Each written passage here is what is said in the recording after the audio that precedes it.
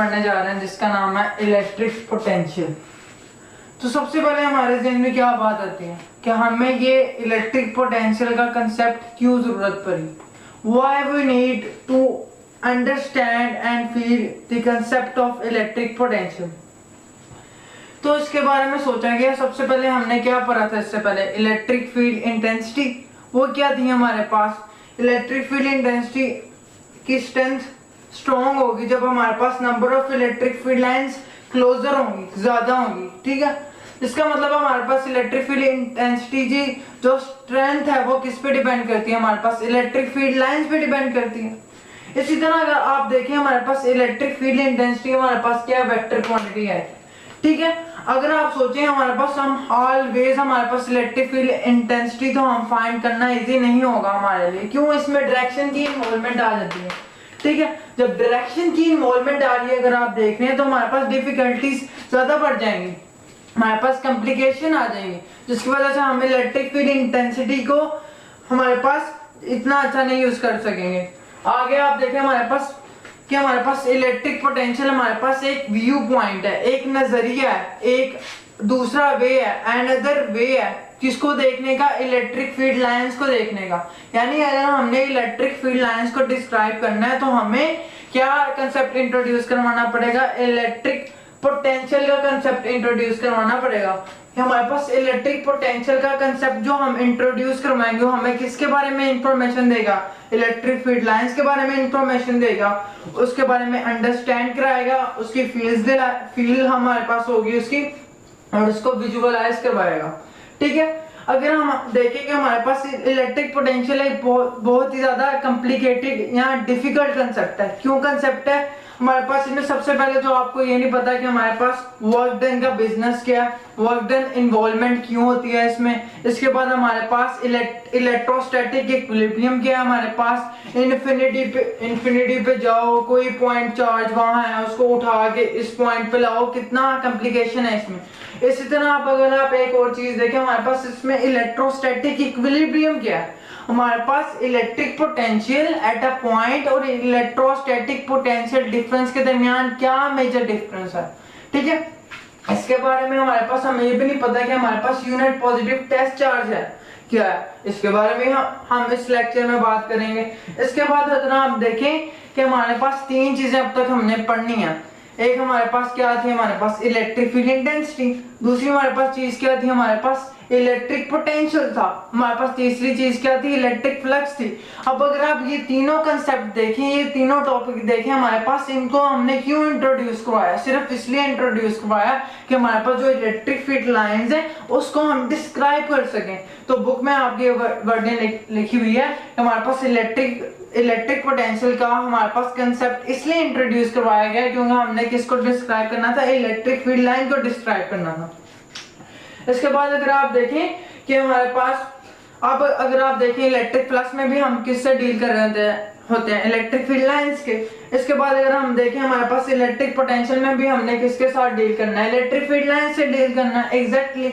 इसके बाद अगर आप देखें हमारे पास इलेक्ट्रिक फील्ड इंटेंसिटी में भी हमने किससे डील करना है, इलेक्ट्रिक फील्ड लाइन से डील करना है, ठीक है। इसलिए अगर अब मैं आपको इसकी एग्जांपल देता हूं। हमारे पास मैकेनिक्स क्या है, मैकेनिक्स में हम मोशन का स्टडी करते हैं कि हमारे पास मोशन क्यों होता है, उसकी काज क्या है, इसकी वजह से हम ये पढ़ते हैं, ठीक है। अगर आपके पास कोई प्रॉब्लम आती है, क्वेश्चन आता है, तो उसमें आप सबसे पहले अगर आपने उसको सॉल्व करना है, उसके साथ डील करना है, उसको टैकल करना है, तो आपके पास क्या है, आपके पास दो चीजें हैं। सबसे पहले तो आप यहाँ तो न्यूटन के तीनों लॉ अप्लाई करें, यहाँ तो एनर्जी कंजर्वेशन लॉ अप्लाई करें। ये हमारे पास डिपेंड करता है आपके पास किस तरह की इंफॉर्मेशन गिवन है। अगर आप देखें कि अगर हमारे पास एक क्वेश्चन या प्रॉब्लम है वो हमारे पास इलेक्ट्रिक फील्ड इंटेंसिटी से भी सॉल्व हो रहा है और हमारे पास इलेक्ट्रिक पोटेंशियल से भी सॉल्व हो रहा है, तो हमारे पास इलेक्ट्रिक पोटेंशियल का इलेक्ट्रिक फील्ड के ऊपर क्या एडवांटेज है, उसके ऊपर क्या फायदा है उसका, कि हमारे पास इलेक्ट्रिक फील्ड इंटेंसिटी एक वेक्टर क्वांटिटी है जबकि हमारे पास इलेक्ट्रिक पोटेंशियल एक स्केलर क्वांटिटी है। वेक्टर में हमारे पास डायरेक्शन का, यार इसकी डायरेक्शन क्या होगी, इसमें थीटा क्या होगा, एंगल क्या होगा, इसकी प्रॉब्लम ज्यादा है। लेकिन हमारे पास इलेक्ट्रिक पोटेंशियल में हमें डायरेक्शन इन्वॉल्वमेंट नहीं करनी पड़ती, ठीक है। इसके बाद आपने पूरी फिजिक्स में, अगर आप पूरी फिजिक्स छान मारे तो आपने पोटेंशियल दो, पूरी फिजिक्स में, होल फिजिक्स में दो जगह पढ़ा है सिर्फ। एक हमारे पास कहाँ कहाँ पढ़ा हमने, इलेक्ट्रिक पोटेंशियल और ग्रेविटेशनल पोटेंशियल। ठीक है, इससे पहले मैं आपको इलेक्ट्रिक पोटेंशियल के बारे में बताऊं, इससे पहले मैं आपको बताना चाहता हूँ ग्रेविटेशनल पोटेंशियल क्या है। ग्रेविटेशनल पोटेंशियल कंसेप्ट हमें समझना जरूरी है अगर हम इलेक्ट्रिक पोटेंशियल का कंसेप्ट समझना चाहते हैं। ठीक है, तो सबसे पहले आपने दो बातें नोट करनी है। हमारे पास थर्मोडायनामिक में हमने क्या पढ़ा था, अगर हमने किसी भी सिस्टम में एनर्जी डालनी है, यानी उस सिस्टम को एनर्जी देनी है, तो हमें दो काम करने पड़ने हैं। दो तरीके एनर्जी देने के, दो वे हैं हमारे पास। या तो उसको हीट कर लो सिस्टम को, या तो उसके ऊपर वर्क डन कर लो, वर्क डन कर लो। ठीक है, तो ये मैंने आपको इधर लिख दिया।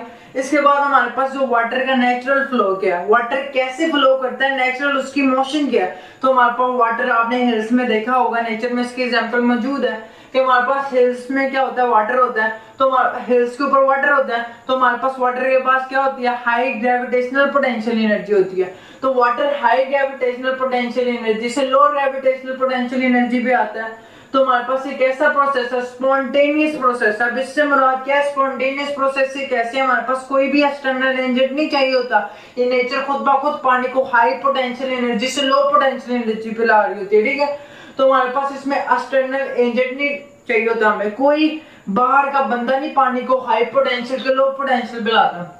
आप फर्ज कर लें, आपके पास, हमारे पास एक, हमारे पास अर्थ की ग्रेविटेशनल फील्ड है, यानी अर्थ के अराउंड एक ऐसा रीजन है जहां पे अर्थ, अगर कोई भी हमारे पास अर्थ के अराउंड ऐसी स्पेस है, रीजन है हमारे पास, जब भी कोई सब्सटेंस, मैटर या फिर ऑब्जेक्ट हमारे पास अर्थ की ग्रेविटेशनल फील्ड के अंदर एंटर करता है, ठीक है, तो अर्थ उसके ऊपर फोर्स लगाती है, और फोर्स की डायरेक्शन क्या होती है, उस फोर्स को कहते हैं कि हम ग्रेविटेशनल फोर्स कहते हैं, और उसकी direction toward the centre of earth होती है। मिसाल के तौर पे इधर हमारे पास एक सिस्टम है, और उसमें हमारे पास अर्थ की सरफेस के ऊपर मैंने एक मास m का ऑब्जेक्ट रखा हुआ है। ठीक है, उसकी हाइट हमारे पास अभी 0 है, तो उसकी पोटेंशियल एनर्जी इस पॉइंट पे क्या होगी, mgh होगी, क्योंकि हमारे पास इधर हाइट का फैक्टर 0 है, तो हमारे पास इसकी पोटेंशियल एनर्जी क्या है, 0 है। ठीक है, अब मैं क्या करता हूँ कि हमारे पास इस ऑब्जेक्ट जिसका मास m है, उसके ऊपर कुछ वर्क करता हूँ। वर्क करने से मुराद क्या, उसमें कुछ एनर्जी डाल रहा हूँ। कौन सी एनर्जी डाल रहा हूँ,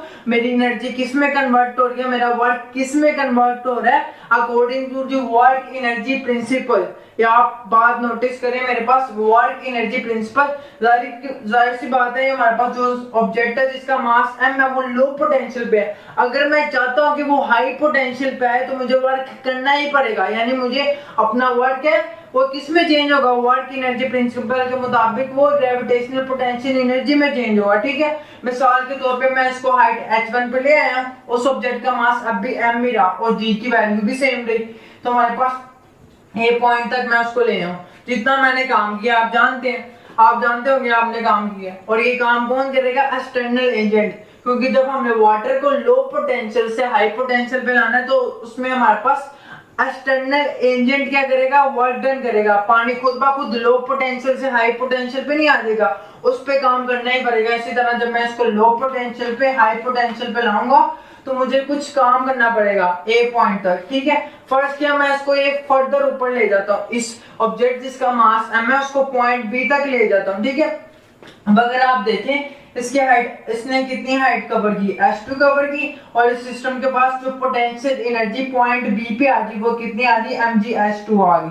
तो हमारे पास अब इसके पास इस मुकाबले, इस पॉइंट के मुकाबले में क्या होगी, रिलेटिव हाई पोटेंशियल एनर्जी होगी, तो मैंने वो इधर मेंशन कर दिया।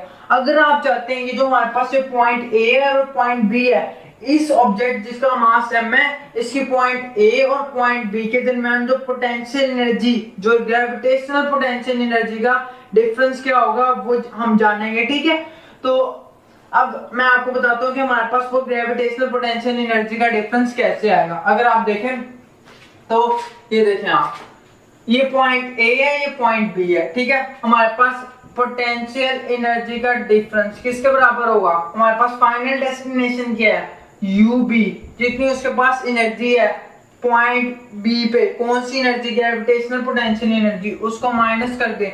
हमारे पास हमने स्टार्ट कहाँ से किया था, हमारे पास स्टार्टर पॉइंट क्या था, हमारे पास पॉइंट ए, माइनस कर दें उसको जितनी उसके पास ग्रेविटेशनल पोटेंशियल एनर्जी थी पॉइंट ए पे, और अगर आपने इसको जब आप लो पोटेंशियल एनर्जी पे रिलेटिव लो पोटेंशियल एनर्जी या हाई पोटेंशियल एनर्जी पे very high gravitational potential energy पर लाए तो आपको क्या करना पड़ेगा, काम करना पड़ेगा, वर्क डन करना पड़ेगा, कहां से, ए से बी तक लाने के लिए, ठीक है।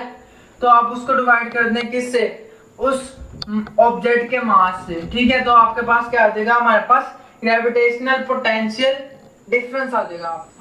तो अब ग्रेविटेशनल पोटेंशियल एनर्जी का कंसेप्ट समझने के बाद हम अप्रोच करने वाले हैं इलेक्ट्रोस्टैटिक पोटेंशियल डिफरेंस।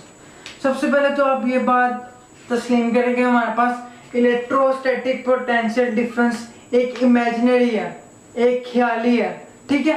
यानी ये विजुअल कंसेप्ट है, इसका रियलिटी के साथ कोई लिंक नहीं है, इसका हमारे पास कोई रियलिटी बेस्ड बैकग्राउंड नहीं है।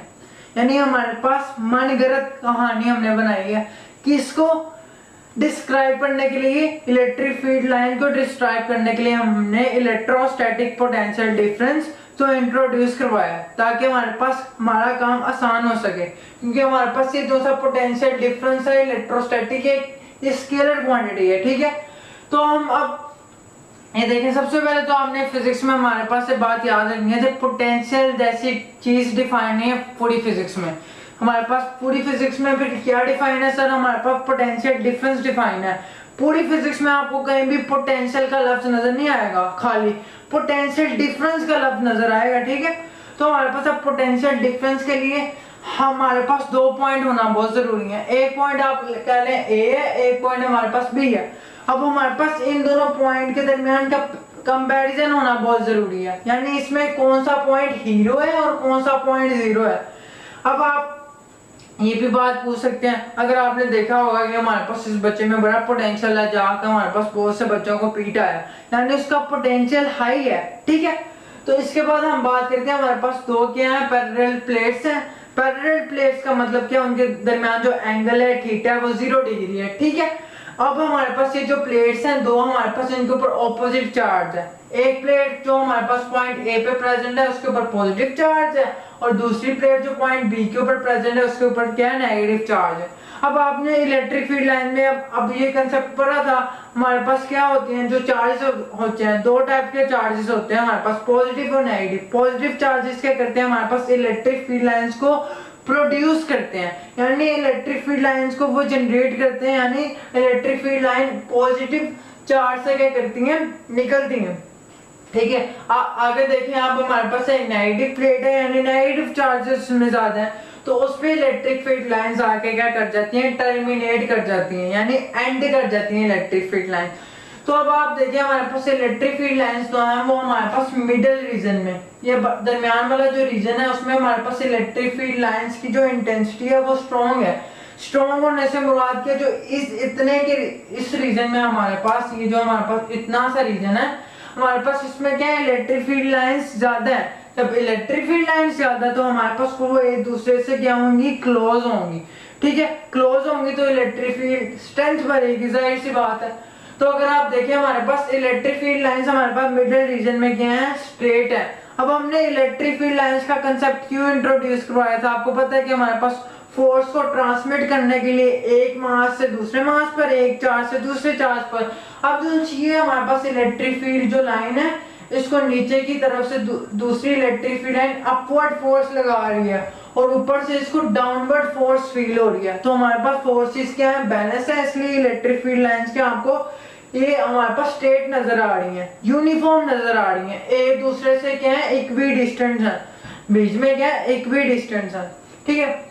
अगर आप देखें हमारे पास जो हम साइड का जो व्यू देखते हैं, हमारे पास उसमें इलेक्ट्रिक फील्ड लाइंस क्या होती हैं, कर्व होती हैं, थोड़ी सी हमारे पास कर्व होती है। क्यों हमारे पास कर्व होती है, क्योंकि हमारे पास जो नीचे वाली इलेक्ट्रिक फील्ड लाइन है इसको अपवर्ड फोर्स लगा रही है, और हमारे पास बाहर कोई हमारे पास दूसरी इलेक्ट्रिक फील्ड लाइन नहीं है, इसलिए उसको कोई डाउनवर्ड फोर्स नहीं लग रही, जिसकी वजह से हमारे पास जो नेट फोर्स है इधर हमारे पास अपवर्ड है, ठीक है। इसी तरह इधर हमारे पास सेम केस इधर भी है। अब इसके बाद हम चलते हैं कि हमारे पास यूनिट पॉजिटिव टेस्ट चार्ज से मुराद क्या है। अब हम इसको ऐसे डिनोट करते हैं, क्यू नॉट से डिनोट करते हैं। हमारे पास ये स्मॉल इन साइज होता है और इसकी इलेक्ट्रिक फील्ड लाइंस क्या होती हैं, वीक होती हैं। इसका मतलब हमारे पास इसकी जो इलेक्ट्रिक फील्ड लाइंस होती हैं वो लेस होती है नंबर में, लेस होती है नंबर में, तो हमारे पास इसकी स्ट्रेंथ भी वीक होती है।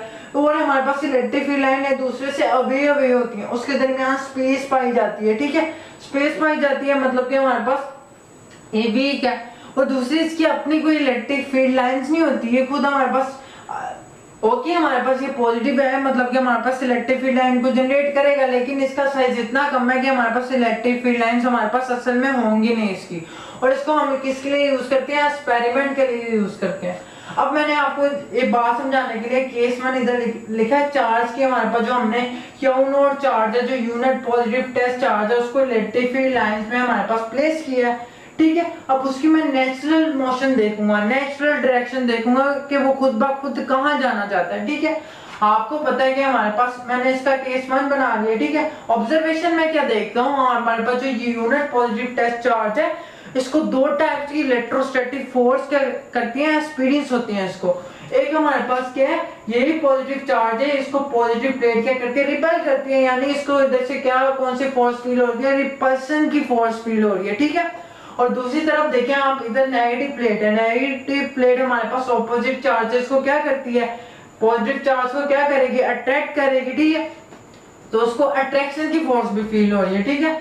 तो अगर आप देखें जब भी फोर्स लगती है हमारे पास किसी भी ऑब्जेक्ट या मास या सब्सटेंस में, उसमें क्या ये फोर्स लग रही है, उसमें क्या प्रोड्यूस होता है, एक्सेलरेशन प्रोड्यूस होता है, ठीक है। तो मैंने लिखा हमारे पास Newton second law of motion हमें क्या कहता है, जब भी हमारे पास किसी ऑब्जेक्ट मैटर सब्सटेंस के ऊपर फोर्स लगती है, चाहे वो हमारे पास चार्ज है, उसमें क्या प्रोड्यूस होगा, एक्सेलरेशन प्रोड्यूस होगा। आपको मैकेनिक में पता है एक्सेलरेशन का प्रोड्यूस होता है जब हमारे पास उसकी वेलोसिटी चेंज होती है। अब जब वेलोसिटी चेंज होगी तो एक्सेलरेशन प्रोड्यूस होगा, यानी वेलोसिटी चेंज भी करिए और साथ साथ इंक्रीज भी करिए।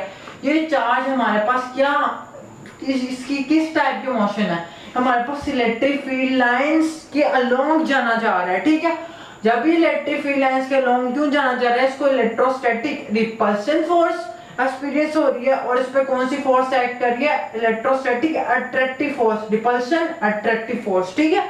तो हमारे पास ये along the electric field lines क्या कर रहा है, मूव कर रहा है। ये हमारे पास फोर्स लगी, फोर्स आपने पढ़ा था इलेक्ट्रिक फील्ड इंटेंसिटी में, इलेक्ट्रिक फील्ड इंटेंसिटी किसके बराबर होती है, E is equal to F over Q naught. उधर से मैंने फोर्स निकाली Q नॉट E, ठीक है। तो इसमें एक्सेलरेशन प्रोड्यूस हो रहा है। आपको काइनेटिक एनर्जी का फॉर्मूला याद है, हाफ mv स्क्वायर होता है। जब वेलोसिटी इंक्रीज करेगी तो हमारे पास काइनेटिक एनर्जी क्या करेगी, इंक्रीज करेगी, ठीक है। तो हमारे पास हमने इस पूरी समरी से क्या बात हमने फॉलो की कि हमारे पास अगर ये यूनिट पॉजिटिव टेस्ट चार्ज है, वो इलेक्ट्रिक फील्ड लाइंस के अलोंग मूव कर रहा है, तो हमारे पास वो क्या गेन करेगा, काइनेटिक एनर्जी गेन करेगा, ठीक है। अब हम बात करते हैं केस 2 के ऊपर कि जब हमारे पास इसकी आर्टिफिशियल डायरेक्शन क्या होगी, और हमारे पास ये सबसे मेजर कंसेप्ट है इस पूरे टॉपिक का, इलेक्ट्रोस्टैटिक पोटेंशियल डिफरेंस का। अब हमारे पास केस 2 है, ठीक है। बात हम अभी भी कर रहे हैं इलेक्ट्रोस्टैटिक पोटेंशियल डिफरेंस की। केस 2 में हम क्या करेंगे, हमारे पास जो चार्ज है उसका आर्टिफिशियल मोशन होगा। क्या होगा, आर्टिफिशियल मोशन के मुराद हमारे पास उसके ऊपर एक्सटर्नल एजेंट है, वो कोई काम करेगा, ठीक है। एक्सटर्नल एजेंट का क्या होगा, वर्क डन होगा। तो अब हम क्या पढ़ने जा रहे हैं, इलेक्ट्रोस्टैटिक पोटेंशियल डिफरेंस का केस 2। हमारे पास केस 2 में क्या होगा, आर्टिफिशियल मोशन होगा। आर्टिफिशियल मोशन से मेरा क्या मुराद है कि हमारे पास जो चार्ज है, यूनिट पॉजिटिव चार्ज है, उसके ऊपर जो वर्क डन होगा तो वो कौन करेगा, एक्सटर्नल एजेंट करेगा, यानी ये प्रोसेस क्या है, नॉन स्पॉन्टेनियस है, ठीक है। तो हमारे पास वही, हमारे पास ये सारा आपको पता है, दो पैरेलल प्लेट्स है हमारे पास, उनके दरमियान एंगल थीटा 0 डिग्री है, तो हमारे पास तो आपको पता है। तो अब देखिए हमारे पास ये टर्म क्या है, इलेक्ट्रोस्टैटिक इक्विलिब्रियम क्या है। हमारे पास इक्विलिब्रियम क्या होता है, अगर कोई भी बॉडी सब्सटेंस या मैटर इक्विलिब्रियम में है, इसका मतलब हमारे पास जो उस पे जो फोर्सेस एक्ट कर रही हैं उस टाइम, उनका सम क्या हमारे पास 0, यानी नेट फोर्स हमारे पास क्या है, 0 डिग्री।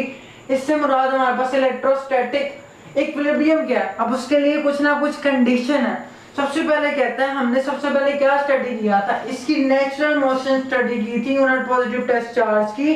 जब इसको हमने दो पैरेलल प्लेट जिनके ऊपर ऑपोजिट चार्ज था उसको इलेक्ट्रिक फील्ड लाइंस के अंदर रखा था, तो ये चार्ज हमारे पास हाई पोटेंशियल से लो पोटेंशियल पे खुद ब खुद जा रहा था, यानी पॉइंट ए से पॉइंट बी तक जा रहा था खुद ब खुद। और इसको जो फोर्स पहुंचा रही थी वो इलेक्ट्रोस्टैटिक फोर्स थी।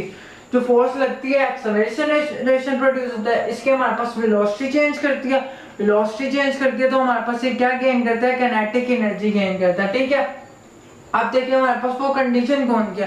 सबसे पहले हमारे पास एक यूनिट पॉजिटिव टेस्ट चार्ज, तो आपने क्या करना है, बहुत स्लोली मूव करना है। ठीक है, बहुत स्लोली मूव कैसे करेंगे आप, ये हमारे पास किस तरफ जाना चाह रहा है, इस तरफ जाना चाह रहा है। ठीक है, कंडीशंस बता रहा हूँ मैं आपको कि हमारे पास इलेक्ट्रोस्टैटिक इक्विलिब्रियम में आपने इसको कैसे रखना है। ये हमारे पास यूनिट पॉजिटिव टेस्ट चार्ज है, ये हमारे पास किस तरफ जाना चाह रहा है, towards the electric field lines और टुवर्ड्स द नेगेटिव प्लेट। ठीक है, अब हमने इसको क्या करना है, ये हाई पोटेंशियल पे लो पोटेंशियल पे जा रहा है, अब हमने इसको लो पोटेंशियल से हाई पोटेंशियल पे लाना है, यानी पॉइंट बी से पॉइंट ए तक लाना है।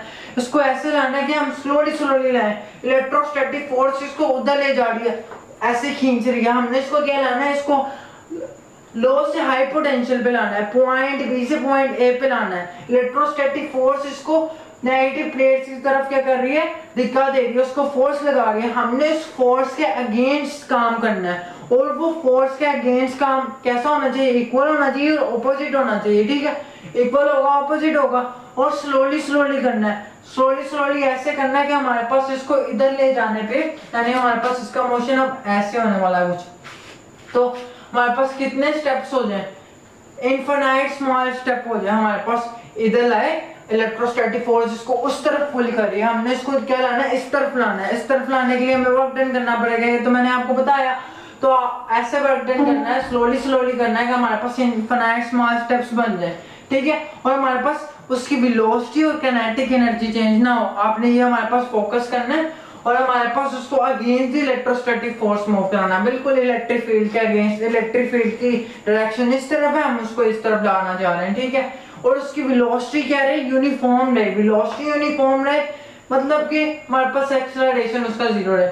अब हमने ये सब कंडीशन क्यों रखी, अब मैं आपको उसकी रीजन भी बताऊंगा। ठीक है, तो हमारे पास एक चार्ज है, स्लोली मूव करना है। क्यों स्लोली मूव करना है, उसकी वेलोसिटी चेंज ना हो, उसकी वेलोसिटी यूनिफॉर्म रहे, एक्सेलरेशन यूनिफॉर्म रहेगा। जब एक्सेलरेशन और वेलोसिटी यूनिफॉर्म रह रही है तो हमारे पास उसकी काइनेटिक एनर्जी में चेंज नहीं आएगा। और आपने इसको आराम से लाना है, ये इस तरफ जाना चाह रहा है, उसको खींच के आराम से इस तरफ ला रहा है, कहीं हमारे पास इसकी वेलोसिटी चेंज तो नहीं हो रही, इसके अंदर काइनेटिक एनर्जी तो गेन नहीं कर रहा, तो उसको अगेंस्ट द इलेक्ट्रोस्टैटिक फोर्स आपने मूव कराना है। और अब जो आप काम कर रहे हैं, काम कौन कर रहा है, एक्सटर्नल एजेंट कर रहा है। ठीक है, तो हमारे पास वो वर्क एनर्जी प्रिंसिपल या थ्योरम के मुताबिक किसमें चेंज होगा, ग्रेविटेशन इलेक्ट्रोस्टैटिक पोटेंशियल एनर्जी में वो चेंज हो जाएगा। ठीक है, तो आप देखिए हमारे पास ये हमारे पास क्या है, फाइनल डेस्टिनेशन है। हमने उस यूनिट पॉजिटिव टेस्ट चार्ज को लो पोटेंशियल से हाई पोटेंशियल पे लाना है, उसके लिए हमने काम करना पड़ेगा। हमारे पास पोटेंशियल हमारे पास ए पॉइंट पे है VA, हमारे पास पोटेंशियल जो बी पॉइंट पे है वो VB है। वो किसके बराबर होगा, जो आप काम कर रहे हैं, एक्सटर्नल एजेंट जो काम कर रहा है, कहां से B से A तक लाने के लिए जो उस चार्ज के ऊपर काम करेगा, उसको आप उसकी चार्ज के मैग्नीट्यूड से डिवाइड कर दे तो आपके पास क्या आ जाएगा, पोटेंशियल डिफरेंस आ जाएगा। ठीक है, अब आपको पता है हमारे पास वर्क डन का क्या होता है यूनिट, ऐसा यूनिट जाउल। हमारे पास जो एनर्जी होता है उसका क्या यूनिट होता है, वो भी जाउल होता है। तो मैं इसको यहाँ इससे रिप्लेस कर सकता हूँ डेल्टा यू से। तो हमारे पास अब एनर्जी का यूनिट क्या, जाउल, चार्ज का यूनिट कूलम, इसका एक और यूनिट है हमारे पास वोल्ट पर मीटर। ठीक है, अब आपके पास बोर्ड में शॉर्ट क्वेश्चन आ सकते हैं कि हमारे पास ये दोनों हमारे पास इनको हमने कैसे इक्वेट किया। अब आपके दिमाग में जरूर एक सवाल बैठा होगा कि हमारे पास ये क्यों हम काइनेटिक एनर्जी नहीं चेंज करना चाहते, अब हम इसको काइनेटिक एनर्जी गेन क्यों नहीं कराना चाहते, अब उसकी वजह क्या है। अब आप देखें, अब हम चाहते क्या थे, हमने इसको लो पोटेंशियल से हाई पोटेंशियल पे मूव कराया। जब भी कोई यूनिट पॉजिटिव टेस्ट चार्ज लो से हाई पोटेंशियल पे आता है तो वो क्या गेन करता है, इलेक्ट्रोस्टैटिक पोटेंशियल एनर्जी गेन करता है। हम उसको क्या गेन कराना चाह रहे हैं, इलेक्ट्रोस्टैटिक पोटेंशियल एनर्जी गेन कराना चाह रहे हैं। तो अगर तो उसकी वेलोसिटी चेंज करेगी, अगर तो उसमें एक्सेलरेशन आएगा, तो हमारे पास उसमें क्या आ जाएगी, किनेटिक एनर्जी आ जाएगी। तो इसको इक्वेट करना क्या हो जाएगा, रॉन्ग हो जाएगा। और हमारे पास जो इलेक्ट्रोस्टैटिक पोटेंशियल है और हमारे पास इलेक्ट्रिक पोटेंशियल है, दोनों हमारे पास क्या है, स्केलर क्वांटिटी है, यानी इसका सिर्फ मैग्नीट्यूड होता है, इसका डायरेक्शन नहीं होता। ठीक है, तो अब जैसा कि मैंने आपको बताया था कि हमारे पास जो ग्रेविटेशनल फोर्स और इलेक्ट्रोस्टैटिक फोर्स होती है, दोनों हमारे पास क्या है, कंजर्वेटिव फोर्स है। अब कंजर्वेटिव फोर्स है तो हमारे पास क्या बात आती है, इंडिपेंडेंट है पाथ पे डिपेंड नहीं करती है। अगर पाथ पे डिपेंड नहीं करती तो ये किस पे डिपेंड करती है, हमारे पास डिपेंड करती है इनिशियल वैल्यू क्या है इनकी, जहाँ से स्टार्ट हो रही है, और फाइनल वैल्यू क्या है इनकी, उस पे डिपेंड करती है। ठीक है, तो ये डिपेंड करती है इनिशियल एंड फाइनल वैल्यूज पे। सपोज के हमारे पास एक पॉइंट ए है, एक पॉइंट बी है, तो हमारे पास जो पॉइंट ए है उसका हाई पोटेंशियल और पॉइंट बी है उसका लो पोटेंशियल है, यानी हमारे पास ये फाइनल डेस्टिनेशन है और हमारे पास इनिशियल स्टार्टअप है। ठीक है, अब हमारे पास कोई भी हमारे पास यूनिट पॉजिटिव टेस्ट चार्ज है, वो क्यू नॉट इधर है। ठीक है, यूनिट पॉजिटिव टेस्ट चार्ज है। ठीक है, अब मैंने इसको पॉइंट बी जो कि लो पोटेंशियल पे है और इनिशियल स्टार्टअप है, इसको लाना है पॉइंट ए पे जो कि हमारे पास फाइनल डेस्टिनेशन है जो हाई पोटेंशियल पे। यानी मैंने क्या करना है, वर्क डन करना है यूनिट पॉजिटिव टेस्ट चार्ज पे, इसको लो पोटेंशियल से हाई पोटेंशियल पे लाने के लिए किसके खिलाफ, अगेंस्ट इलेक्ट्रोस्टैटिक फोर्स। ठीक है, अब ये डिपेंड नहीं करता मैं ऐसा पाथ चुन रहा हूँ, मैं ऐसा स्ट्रेट पाथ चुन रहा हूँ, मैं मोर कर्व पाथ चुन रहा हूँ, इस पे डिपेंड नहीं करता। सिर्फ ये किस पे डिपेंड करता है, सिर्फ इनिशियल एंड फाइनल वैल्यूज पे डिपेंड करता है। यानी जो वर्क डन मैं पाथ 1 से करूंगा, वर्क डन जो पाथ 2 से करूंगा, और वर्क डन जो पाथ 3 से करूंगा, वो क्या होगा, बराबर होगा। ठीक है, और अगर आपने फिजिक्स में जो चैप्टर पढ़ा था वर्क, एनर्जी एंड पावर, तो उसमें आपने क्या पढ़ा था, जो वर्क डन होता है क्लोज पाथ के लिए, मिसाल के तौर पे मैं पॉइंट बी से पॉइंट ए पे आया हूँ, फिर पॉइंट बी पे वापस जा रहा हूँ मैंने, यानी मेरी जो इनिशियल और फाइनल वैल्यू है वो सेम है, तो हमारे पास वर्क डन क्लोज पाथ में, राउंड ट्रिप में और साइक्लिक पाथ में क्या होगा, 0 होगा, क्योंकि उसके इनिशियल एंड फाइनल वैल्यू हमारे पास बराबर है। इसलिए हमने अब electrostatic potential at a point क्या होता है, अब देखिए हमारे पास, अब हमने सोचा हमारे पास पोटेंशियल डिफरेंस का तो कंसेप्ट था, लेकिन अब electrostatic potential at a point क्या है, हमने सोचा, हमने कहा चलो ये पॉइंट ए है, ये पॉइंट बी है, इनमें से पॉइंट बी तो कहाँ ले जाते हैं, इन्फिनिटी पे, दूर इन्फिनिटी पे ले जाते हैं, यानी जो पॉइंट बी है वो काफी दूर है, इन्फिनिटी पे है। अब हमने क्या माना हुआ है, ये अजम्पशन मानी हुई है, जो हमारे पास जो इन्फिनिटी पॉइंट पे जो पोटेंशियल होता है वो 0 होता है, तो मैंने इधर लिख दिया मेरा पॉइंट जो बी है वो इन्फिनिटी पे है और उसका जो पोटेंशियल इन्फिनिटी पे होता है वो 0 होता है। तो हमने अब फिर दोबारा पोटेंशियल ए, क्योंकि हमारे पास इसका हाई पोटेंशियल है और हमारे पास ये फाइनल डेस्टिनेशन है, माइनस पोटेंशियल बी जो लो पोटेंशियल पे है और स्टार्टअप है, is equal to work done external agent का अगेंस्ट द इलेक्ट्रोस्टैटिक फोर्स। इसको जब हम मूव कराते हैं बी टू ए, किसको, यूनिट पॉजिटिव टेस्ट चार्ज को, तो हमारे पास क्योंकि बी हमारे पास इन्फिनिटी पे है, बी की जगह इन्फिनिटी पुट किया तो इन्फिनिटी पे पोटेंशियल 0 होता है, तो हमारे पास क्या है, V potential at a point is defined as work done by external agent against the electrostatic force और इलेक्ट्रिक फील्ड इंटेंसिटी। ठीक है, electric field lines on a unit positive test charge from infinity to that point A. ठीक है, ये clear हुआ। तो आज के लिए सिर्फ इतना ही। Have a good day.